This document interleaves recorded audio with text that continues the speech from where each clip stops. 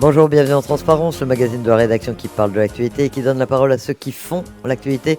Notre invité ce midi, c'est Virginie Ruffnac, chef du groupe Avenir en Confiance au Congrès et vice-présidente du Rassemblement. Virginie Ruffnac, bonjour. Bonjour. Merci d'accepter notre invitation. Alors, il y a beaucoup de choses dans l'actualité, beaucoup de sujets d'actualité à voir avec vous. Mais tout d'abord, vous êtes l'une des spécialistes incontestées, on le sait, du corps électoral. La révision de la liste spéciale provinciale vient de se terminer. Elle s'est faite conformément à un corps électoral gelé. Alors, on sait qu'à l'époque, vous aviez protesté contre cette méthode. Comment ça s'est passé finalement, cette révision? Est-ce que vous avez eu l'occasion de faire part de votre sentiment sur la manière dont on révisait une fois de plus cette liste électorale en vue des provinciales de 2024? Écoutez, je voulais saluer la déclaration du représentant de l'État sur Radio Rythme Bleu ce matin, en la personne de Rémi Bastille, qui finalement a très très bien posé le contexte et a avoué lui-même les incohérences juridiques aujourd'hui sur cette fameuse liste électorale, en soulignant le fait que les petits-enfants de ceux qui avaient voté en 1998 pour l'accord de Nouméa ne peuvent plus être inscrits aujourd'hui, quelle que soit leur origine, d'ailleurs en Nouvelle-Calédonie. Et donc juridiquement, on n'est pas dans les clous.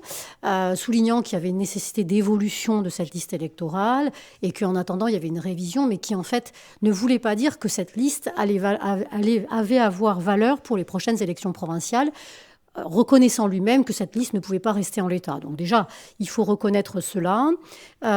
Aujourd'hui, vous le savez, l'accord de Nouméa est fini, j'ai eu l'occasion de le dire. Le corps électoral restreint n'était acceptable juridiquement même, au-delà du caractère politique et de l'injustice politique que constitue ce gel du corps électoral, que pour la période de l'accord de Nouméa qui est Donc c'est terminée. vraiment une certitude aujourd'hui, les prochaines élections provinciales vont se dérouler avec un corps électoral qui ne sera plus ce corps électoral gelé que l'on connaît depuis 2007. C'est une certitude, puisque le ministre lui-même, d'ailleurs à Paris, lors des fameuses bilatérales, nous l'a dit, la moindre convocation sur un corps électoral tel que celui d'aujourd'hui, un corps électoral gelé, vaudrait qu'on puisse faire très facilement tomber par recours sur le décret de convocation des électeurs sur une élection provinciale sur un corps électoral gelé. Et donc, ce recours ferait tomber immédiatement ce décret de convocation des électeurs. Cette élection ne peut plus se tenir aujourd'hui sur un corps électoral gelé. Chacun le sait, pour les raisons qu'on évoquait avant. On peut même presque plus inscrire des personnes qui sont inscrites à tort dessus. Donc voilà, tout est caduc et donc tout est à remettre à plat. Et en tout cas, il faut dégeler. Mais alors comment dégeler, comment faire évoluer ce corps électoral?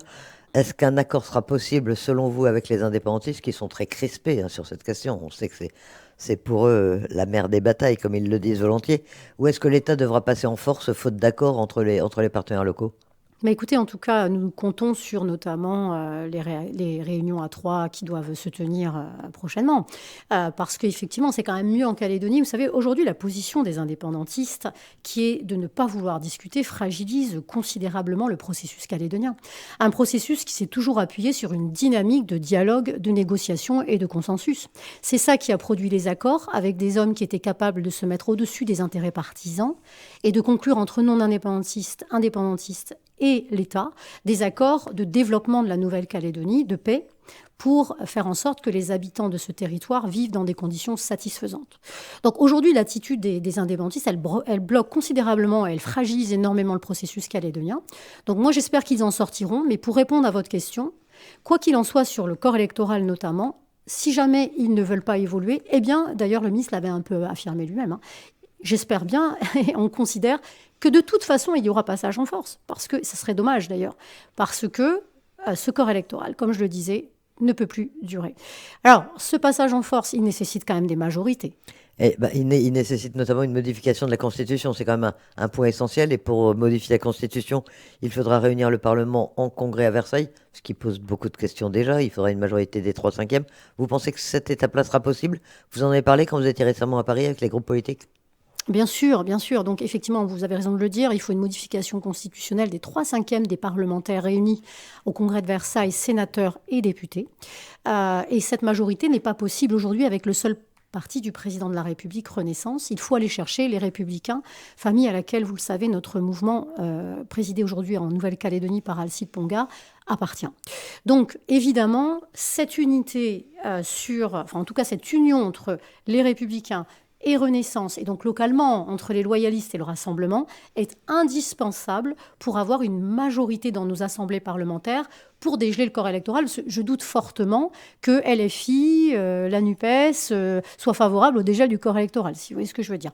Donc évidemment, pour répondre à votre question, moi j'ai fait 25 rendez-vous en 12 jours. Nous avons vu évidemment toute notre famille politique, du président de groupe de l'Assemblée nationale, Olivier Marleix, à celui du Sénat, Bruno Retailleau, au président du parti lui-même, Éric Ciotti, au président du Sénat, Gérard Larcher, à d'autres collègues du groupe aussi en marge de nos différents rendez-vous.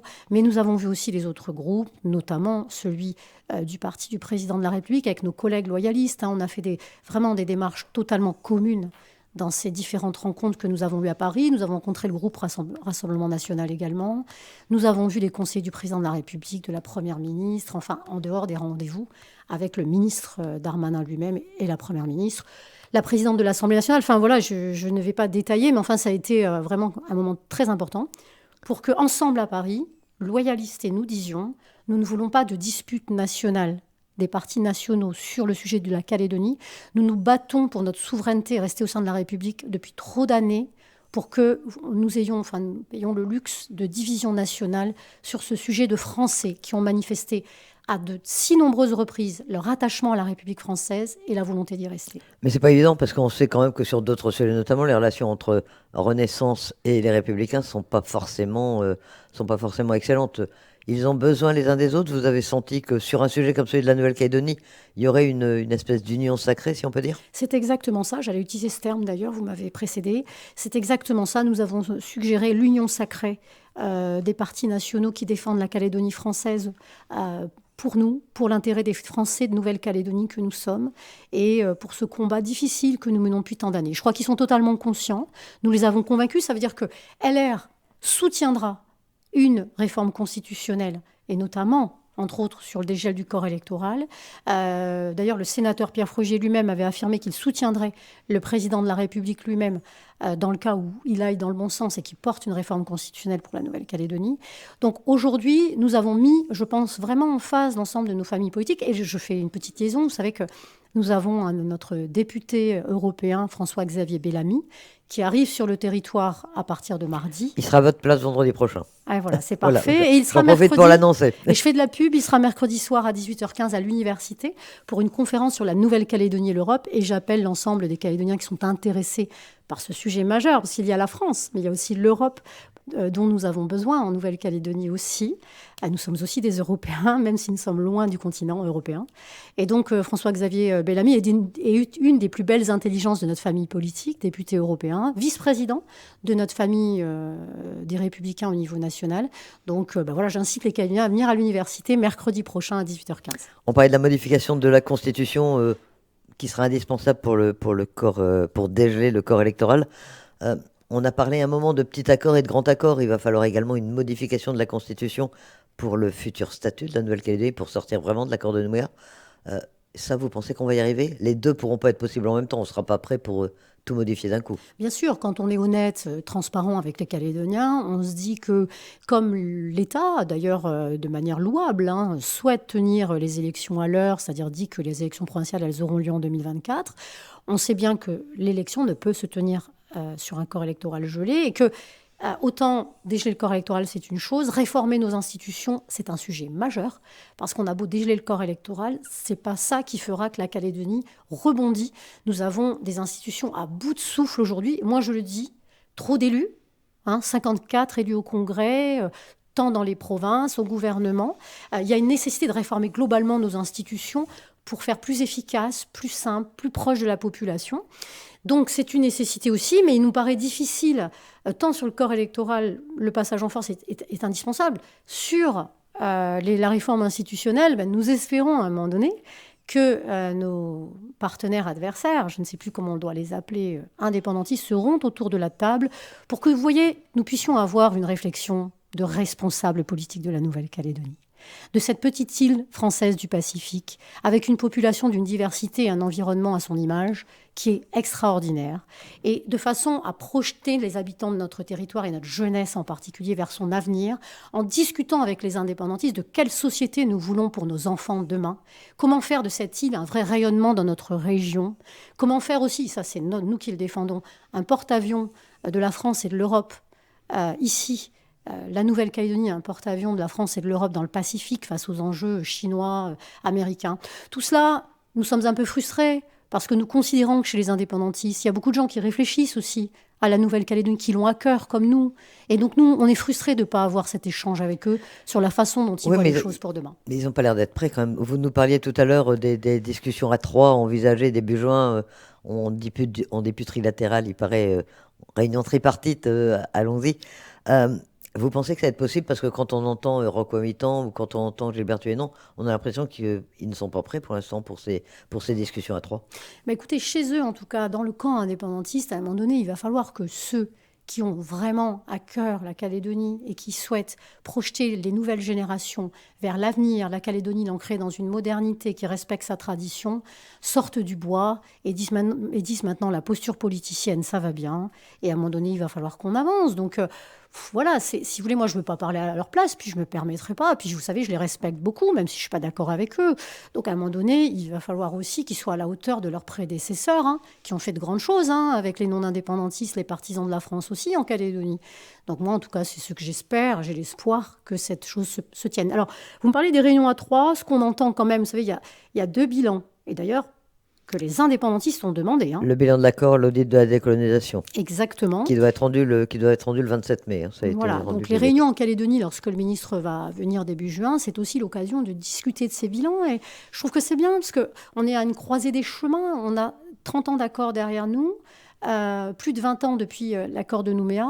Il est peut-être temps de faire un bilan, de regarder ce qui a marché, ce qui n'a pas marché, et d'essayer d'être un peu dépolitisé dans notre tête, être assez pragmatique pour regarder notre situation de ce petit bout de France dans le Pacifique et de voir un peu ce que ces accords ont produit comme effet, et est-ce qu'il y a des effets positifs et d'autres qui le sont moins. Et ces bilans, ça pourrait être une occasion de faire revenir les indépendantistes autour de la table. En tout cas, de discuter de fond. Vous savez, moi, c'est ce que j'attends aujourd'hui, qu'on arrête les postures, qu'on arrête les discussions sur de la forme. Vous voyez bien, trilatéral, réunion à trois. Enfin, bon, je ne sais pas ce qu'ils en pensent, mais enfin, c'est dérisoire, quoi.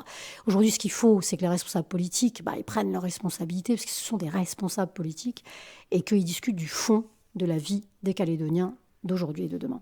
Petit retour en arrière, avant ces hypothétiques trilatérales, il y a eu les bilatérales, les discussions bilatérales à Paris, d'un côté avec les indépendantistes, de l'autre côté avec les non-indépendantistes, comme on les appelait, vous faisiez partie de cette seconde délégation. Franchement, c'est un mois après, puisque c'était il y a pratiquement juste un mois, je crois, le 11 avril, ça a été utile. Qu'est-ce que vous vous êtes dit? À quoi ça a servi? Est-ce que ça a fait progresser la recherche d'une solution pour l'avenir? Ça a été très utile à différents titres. Le premier d'entre eux, c'est que vous savez, il y a des moments dans la vie où il y a des évidences. Je décrivais tout à l'heure l'attitude qui est un peu triste, en tout cas pour nous, un peu triste des indépendantistes, et qui perturbe le processus calédonien de dynamique de dialogue.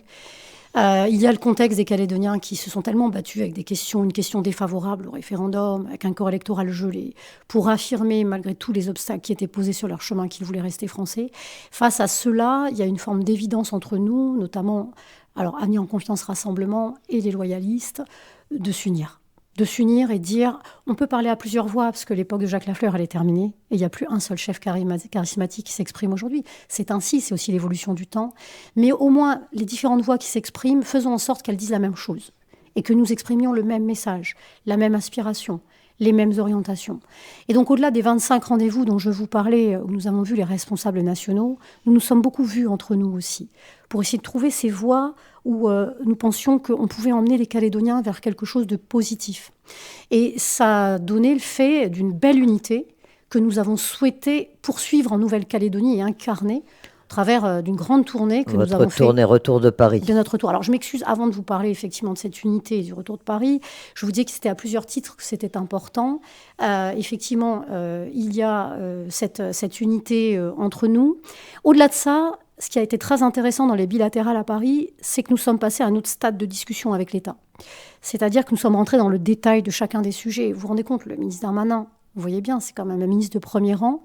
Nous avons passé 3h30 de travail, de déjeuner de travail avec lui. C'est un temps, il nous a consacré un temps très important, aux indépendantistes, la même chose, pour vraiment rentrer dans les détails. On parlait de corps électoral, on a parlé d'autodétermination, on a parlé de notre vision de la Calédonie de demain, de ce qui fonctionnait, ce qui ne fonctionnait pas, de Vous la avez place des déjà communes. progressé un peu sur le futur statut, les futures compétences. C'est des thèmes qui ont déjà été abordés avec l'État quand même. On a bien affirmé, en tout cas, nous, ce que nous souhaitions, puisqu'on était en bilatéral, il n'y avait pas les indépendantistes, on n'était pas dans une discussion d'échange. Donc nous, on a manifesté, exprimé très clairement au ministre nos positions, notre volonté, voilà, d'une société harmonieuse en Nouvelle-Calédonie avec toutes les communautés, d'une France plus présente en Nouvelle-Calédonie, au travers de l'implantation de la défense. Vous savez, moi j'ai participé la semaine qui suivait à une réunion de l'Assemblée parlementaire de la francophonie au Sénat, à l'occasion de laquelle je suis intervenue sur la Nouvelle-Calédonie. C'est important de faire ce lobbying aussi, parce que dans ces réunions, il y a beaucoup de parlementaires français et puis d'autres pays également. Donc chaque fois qu'on le peut, en tout cas, on explique la situation calédonienne, c'est important. Eh bien, j'ai parlé de l'Indo-Pacifique. Vous savez, nous avons la chance, je ne sais pas si Kenyon réalise, d'être une île qui fait partie de l'Indo-Pacifique. C'est une chance parce que la France sait l'importance de l'Indo-Pacifique. À l'échelle de 2040, l'Indo-Pacifique, ça sera les 3/4 de la population mondiale, les 3/4 des matières premières au niveau international et 50% du PIB mondial. Nous, la Calédonie, la France, elle n'y est pas dans l'Indo-Pacifique, mais elle y est à travers de la Nouvelle-Calédonie dans l'Indo-Pacifique. Donc nous avons la chance d'être là, de pouvoir jouer un rôle majeur. Et tous ces sujets-là, nous en avons parlé avec la France. La France, il faut qu'elle réalise, mais elle le réalise, le ministre le réalise, et d'autres aussi aujourd'hui, et le président de la République, je l'imagine bien sûr, que c'est une chance que d'avoir ce territoire français qu'est la Nouvelle-Calédonie dans cette région Indo-Pacifique et dans la zone Pacifique et Océanie. Alors un déplacement donc utile à Paris et de retour, on le disait, vous avez effectué ce que vous avez appelé une tournée retour de Paris, loyaliste et rassemblement. Vous parlez vraiment d'une seule voix. Alors, les gens s'interrogent. Est-ce qu'il y a encore des choses qui vous différencient ou est-ce que maintenant vous êtes vraiment tous ensemble comment expliquer les choses? On a fait salle comble tous les soirs de nos réunions, que ce soit en province Avec des sud, en militants province nord. des différentes formations. Avec des militants de différentes formations, salle comble tous les soirs. On voyait au début, vous voyez les regards un petit peu sur l'interrogation que vous venez de poser. Est-ce qu'il y a encore des choses qui vous différencient? Pourquoi vous faites ça, etc. Qui étaient interrogatifs, parfois sceptiques. Et on voyait les sourires au fur et à mesure des réunions sur les visages des personnes qui étaient présentes. Parce que je pense qu'elles ont réalisé qu'en fait, c'était pas une posture, c'était naturel. Cette union, elle est naturelle aujourd'hui. Nous la ressentons profondément. Et ces discussions dont je vous parlais, que nous avons eues en dehors des réunions officielles, elles nous ont vraiment permis aussi d'être solides sur nos fondamentaux. Et donc je pense que ces réunions sont bien passées parce qu'il y a quelque chose de naturel entre nous. Alors après, c'est vrai que là, on a une nouvelle génération un petit peu aussi, on est un petit peu dans les mêmes âges. Nicolas Metzdorf est plus jeune que nous, c'est le plus jeune de l'équipe, mais que ce soit Sonia Baquès, que ce soit Gilles Brial, évidemment, les gens qui nous entourent ont tous un peu un âge, Alcide Ponga bien sûr, nous sommes tous un peu dans les mêmes âges, quoi. Donc voilà, c'était naturel.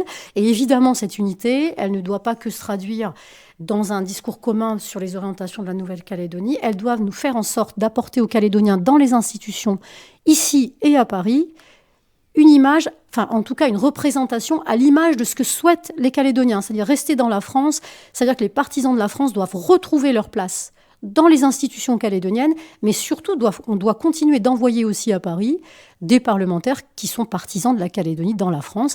Et à ce titre, vous le savez, il y a une élection qui va arriver très vite.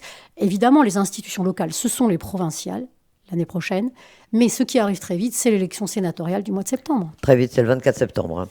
Comme ça, c'est le 24 septembre. C'est le 24 septembre. Oui, c'est bientôt, c'est en 5 mois, quoi. Même pas 4. 4 mois. Et si il n'y a pas une unité autour de Rassemblement et Renaissance, qui sont les deux partis qui ont des grands électeurs en Nouvelle-Calédonie massivement, on va dire, et qui peuvent d'ailleurs à eux seuls avoir une majorité absolue, eh bien, s'il n'y a pas cette unité, les indépendantistes sont très forts sur les sénatoriales. Parce que vous savez, ils progressent dans les communes. Ils n'ont pas encore eu de sénateur. Vous dites qu'ils sont très forts, mais dans toutes les élections sénatoriales en Nouvelle-Calédonie, je pense pas me tromper en disant qu'il n'y a pas eu de sénateur. Non, mais vous savez qu'aux dernières élections municipales, il y a une forte progression des indépendantistes dans un certain nombre de communes, et donc ils sont très présents dans les communes. En tout cas, sur cette élection sénatoriale, ils ont un nombre de grands électeurs très important. Vous voyez, la majorité absolue des grands électeurs, c'est à 288, me semble-t-il. Ils sont à eux tout seuls à 230, les Veille-Océaniens 17, vous savez qu'ils ont des alliances, enfin bref. Donc, il y a un score très important des indépendantistes, et autant, moi j'ai toujours dit que sur l'élection législative, il n'y avait pas de risque au travers des corps électoraux des législatives. Il n'y avait aucun risque ni sur la première ni sur la seconde d'avoir un indépendantiste à Paris. Et d'ailleurs, ça s'est avéré. Mais sur l'élection sénatoriale, l'histoire, la musique n'est pas la même. Ça veut dire que l'unité, elle est fondamentale. Ceux qui ne s'inscriront pas dans cette unité loyaliste Renaissance, parti du président de la République et Rassemblement, eh bien, ils vont favoriser l'émergence d'un ou de deux sénateurs indépendantistes. Et franchement, je crois qu'on ne peut pas se permettre de se retrouver comme en Polynésie française. La Polynésie française, ça doit être source d'enseignement pour les Calédoniens. Et le plus mauvais message que l'on pourrait donner, c'est d'envoyer à Paris un sénateur indépendantiste. Donc aujourd'hui, cette unité est fondamentale. Alors, quelle est la physionomie pour ce scrutin aujourd'hui? On sait, pour l'instant, il n'y a que Pierre Frogier qui a déclaré sa candidature. Il souhaite un nouveau mandat de sénateur. Il est soutenu, on l'imagine, par sa famille politique, par le Rassemblement. Il y a d'autres candidats possibles. Ça se passe comment? Écoutez, en tout cas, il y aura un candidat officiel qui sera à la fois celui du Rassemblement, mais aussi celui du Parti national. Donc, les investitures arriveront un petit peu plus tard. Pour les Républicains. Pour les Républicains, exactement. Mais en tout cas, nous, bien sûr, c'est Pierre Frogier qui est actuellement sénateur, qui n'a pas démérité, qui est le seul au Rassemblement à avoir posé sur la table un vrai projet d'avenir, qui est critiquable. Vous savez, lui, il veut la souplesse, revenir à l'esprit de Matignon, avec des compétences un peu plus dans les provinces, comme on était à Matignon au départ. Puis quand on a fait remonter les compétences vers la Nouvelle-Calédonie, on a commencé à se battre entre nous. C'est quand même aussi... Il essaye de proposer des choses qui sont force de son expérience et de son vécu. Et puis, évidemment, des compétences régaliennes à l'État. Enfin, là, il n'y a pas de scoop en la matière. Mais en tout cas, il n'a pas démérité. C'est quelqu'un qui, quand on va à Paris, dans n'importe quelle réunion, les gens nous disent « Et qu'est-ce qu'en pense Pierre Frogier ?» Quand on va voir Olivier Marleix au Sénat, à l'Assemblée nationale, je ne parle même pas du Sénat, où Pierre Frogier est extrêmement reconnu, écouté. Pierre Frogier, c'est quelqu'un qui débarque au Conseil constitutionnel pour voir le président du Conseil constitutionnel, qui connaît toute la génération politique française, qui est très respecté et reconnu. Donc, on a besoin à Paris, au Sénat, en tout cas, d'avoir des personnalités qui savent bouger les responsables nationaux, qui sont très écoutés, qui ont une expérience politique de ces institutions. Et en la matière, Pierre, c'est quand même quelqu'un qui est incontestable et qui occupe le fauteuil, le costume du sénateur. Voilà. Pour l'instant, parmi les deux sénateurs, il y a Pierre Frogier, donc sénateur Les Républicains. L'autre sénateur sortant, c'est Gérard Poadja, qui avait été présenté par Calédonie Ensemble. On parlait de l'unité des non-indépendantistes tout à l'heure. Calédonie Ensemble continue à faire cavalier seul quand même pour l'instant. Oui, c'est très triste. C'est gênant ou c'est normal? C'est gênant, bien sûr, c'est très gênant parce que le problème, c'est que nous, on a toujours souhaité qu'il y ait une unité des non-indépendantistes sur des choses essentielles, pas quand il n'y a pas de risque. Quand il n'y a pas de risque, le problème ne se pose pas, que chacun peut se présenter. Je parlais de législatif tout à l'heure. Le problème ne se présente pas. On m'a dit, attention, les candidatures, on a bien vu. À la fin, c'est deux non-indépendantistes qui sont élus. Mais là, vraiment, dans cette séquence, on a vraiment besoin d'unité. Or, vous voyez bien, quand on est à la table, on est 6. Donc le parti de Sonia Backès, il y avait également Brieux Frogier, il y avait donc Nicolas Mézor, Gilles Brial pour les loyalistes, Alcide Ponga et moi-même pour le Rassemblement. Puis vous avez aussi Philippe Gomez et Philippe Dunoyer. Donc Philippe Dunoyer s'exprime en fait presque pas, on n'entend presque pas, mais par contre Philippe Gomez passe le temps de réunion à dire Daniel Goa souhaite Kanaki 2025, et donc en fait à dire ce que les indépendantistes pensent, alors que nous on est là pour défendre la famille des partisans de la Calédonie française. Donc le problème c'est que ce manque d'unité, puis on a l'impression qu'à chaque fois qu'on fait quelque chose, son objectif c'est de faire le contraire, donc ça désunit, c'est triste, et le problème c'est que c'est juste pour exister soi-même. Et là, on n'est plus dans une phase où il y a une possibilité, on peut se payer le luxe d'exister soi-même, quoi. Donc c'est triste, mais en même temps, vous savez, je pense que quand même, je ne sais pas quelle est la considération de ce personnage, mais en tout cas, nous, on est triste de ne pas pouvoir faire l'union totale, voilà. Mais voilà, on parlait des sénatoriales. Dans cette perspective, est-ce que Calédonie Ensemble pourrait jouer la division, à votre avis? Puisque vous dites, il suffit qu'on fasse quelque chose pour qu'il fasse l'inverse. C'est un risque ou c'est pas mesuré pour l'instant? C'est pas l'un des éléments que vous prenez en compte? Vous savez, Calédonie Ensemble a beaucoup perdu aux dernières élections municipales notamment. Ils n'ont plus que 20 grands électeurs, donc ils font plus la partie du tout, où ils étaient à beaucoup plus par le passé. Et par conséquent, aujourd'hui, ils n'ont pas trop voix au chapitre sur cette élection. Mais bon, comme d'habitude, je suppose, j'imagine, peut-être qu'ils joueront les divisions potentielles de candidats potentiellement dissidents qui viendraient diviser les partisans de la France et favoriser à terme l'élection d'un sénateur indépendantiste. Alors l'avenir immédiat, vous nous parliez tout à l'heure de François-Xavier Bellamy qui sera là la semaine prochaine. Et puis très vite, il y a le ministre de l'Intérieur et des Outre-mer, Gérald Darmanin, qui arrive début juin.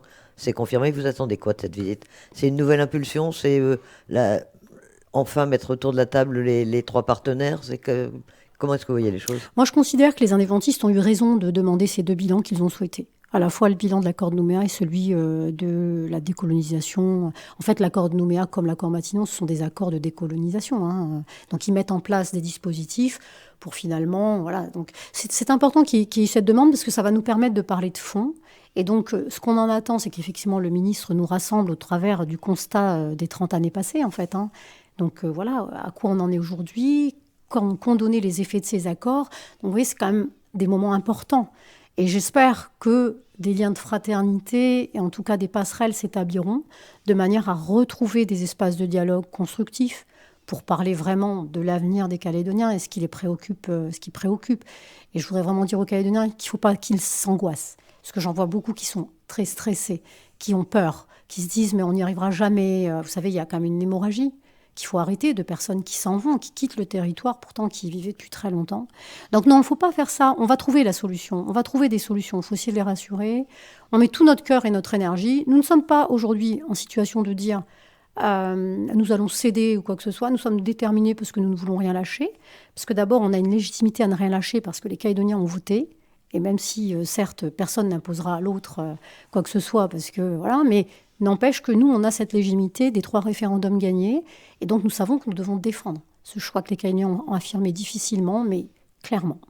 Donc voilà, qu'ils soient rassurés, on va faire toute notre énergie est mise sur ces enjeux aujourd'hui dans lesquels nous sommes totalement impliqués. Avant de refermer ce magazine Transparence, Virginie Ruffnac, une question d'actualité, l'un des sujets d'actualité, la crise du financement de l'enseignement privé. On sait que la DEC était dans la rue ce matin.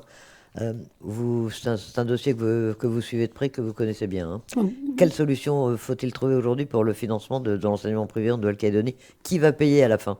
Et est-ce qu'on va arriver à sauver? Bien sûr, d'abord, je veux saluer les milliers de personnes qui, enfants, parents, scolarisés à la DEC, et Dieu sait que l'enseignement privé est important en Nouvelle-Calédonie, qu'il nous faut le soutenir, qui se sont déplacés ce matin pour défendre effectivement cet enseignement. Je voudrais dire que c'est vraiment cette affaire-là, moi j'en veux beaucoup au président du gouvernement, parce que quand nous sommes en débat d'orientation budgétaire au Congrès, il y a 600 millions qui sont prévus par la DEC. Donc nous, on se sent un peu rassurés. Et d'un seul coup, on découvre le budget, donc le vrai budget. Le débat, c'est le débat, mais après, il y a le vrai budget qui arrive en séance. Et là, on s'aperçoit qu'il n'y a plus rien pour la DEC. Donc, je co-signe avec Françoise Suvet, la présidente du groupe loyaliste, un amendement réclamant 400 millions pour la DEC. Les indépendantistes au Congrès balayent d'un revers de la main cet amendement, et donc 0 pour la DEC. Par ailleurs, mais Sonia Backès a très bien expliqué les choses. Il y a eu le groupe des présidents d'exécutifs qui se sont réunis à plusieurs reprises. Il a été dit que effectivement c'est une compétence de la Nouvelle-Calédonie, que depuis des années la province assumait, mais à tort puisque c'est une compétence de la Nouvelle-Calédonie. Le président du gouvernement a affirmé que oui, enfin en tout cas a accepté cela, et il était convenu qu'il y ait des financements par la Nouvelle-Calédonie elle-même. Aujourd'hui, donc, dans quelle situation nous sommes? Évidemment, il n'est pas possible de laisser la DEC dans une situation catastrophique. On fait beaucoup le procès à la province sud de refuser de payer.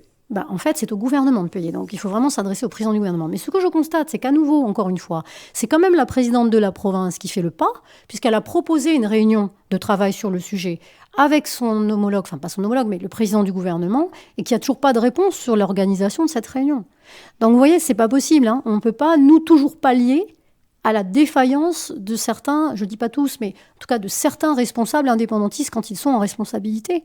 Parce que là, c'est à eux d'assumer aussi sur ce sujet. Et nous, à chaque fois, si on fait comme si de rien et qu'on assume à leur place, c'est comme si tout allait bien finalement. C'est un vrai problème. Mais alors concrètement, qu'est-ce que vous dites aux parents et aux enfants je scolarisés dans l'enseignement privé? On va trouver une solution quand même pour financer cet enseignement? Je dis que Louis Mapou doit accepter ce rendez-vous avec Sonia Backès pour que les deux responsables politiques de la Nouvelle-Calédonie, président du gouvernement, président de province, se mettent autour d'une table et trouvent les solutions nécessaires, et qu'il faut absolument trouver une solution, mais que le gouvernement, le président du gouvernement, doit faire son travail. Je dis bien le président du gouvernement, parce que vous savez qu'Isabelle Chamorro est très investie sur ce dossier et a demandé plusieurs fois au président du gouvernement que des moyens soient débloqués. Vous savez, quand on sait que le Sénat coutumier a eu des moyens supplémentaires, alors que de nombreux coutumiers remettent fortement en cause aujourd'hui l'efficacité du Sénat coutumier en tant que tel qu'il fonctionne aujourd'hui, c'est pas possible. Il y a des choix politiques qui sont faits à un moment donné. Mais l'école, c'est fondamental. Quand nous avions, l'année dernière, quitté l'hémicycle lors du budget et que toute la formation professionnelle de la Nouvelle-Calédonie et l'insertion avaient été sucrées par le président du gouvernement dans son budget et que ces budgets étaient remis avec des centaines de millions supplémentaires sur le Sénat coutumier, vous croyez qu'on le prend comment, en fait? Donc, il faut qu'ils fassent leur pas. Il n'est pas question pour nous de céder, mais en tout cas, moi, je demande à ce que le président du gouvernement rentre en discussion avec la présidente de la province sud pour trouver une solution pour l'ensemble de nos enfants et de leurs parents qui sont enfants scolarisés à l'ADEC. Il est encore à Paris, le président du Rassemblement, donc le temps qu'il... Gouvernement. Le président du gouvernement, pardon, oui, il est encore à Paris, et donc le temps qu'il revienne pour organiser cette réunion, j'imagine. Virginie Ruffnac, merci d'accepter notre invitation à ce magazine Transparence. Merci à vous.